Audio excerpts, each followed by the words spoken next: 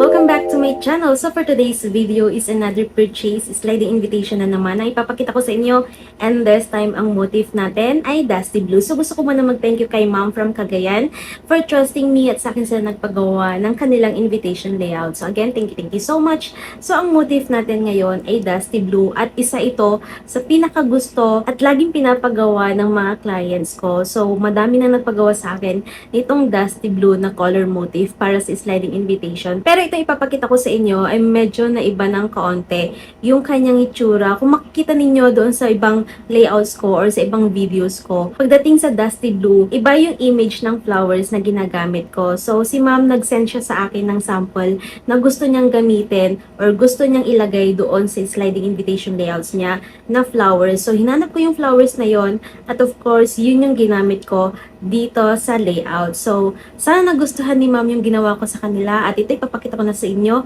yung ginawa ko ni sliding invitation layouts na may motif na dusty blue.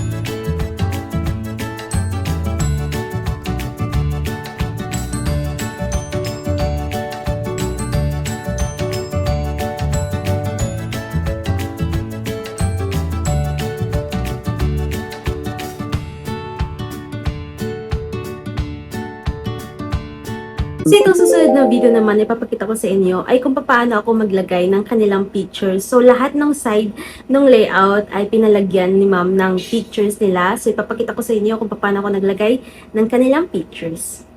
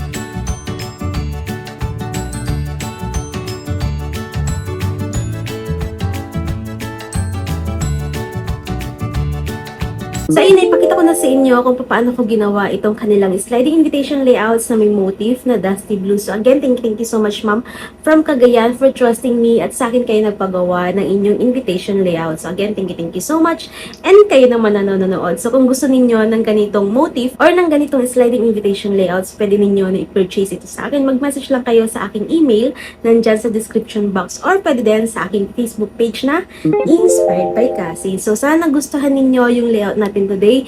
And kung may mga request and suggestion pa kayo, mag-comment lang kayo dun sa baba at gagawa natin yan ng video. Again, thanks so much for watching and see you sa akin next video. Don't forget to like and subscribe. Bye!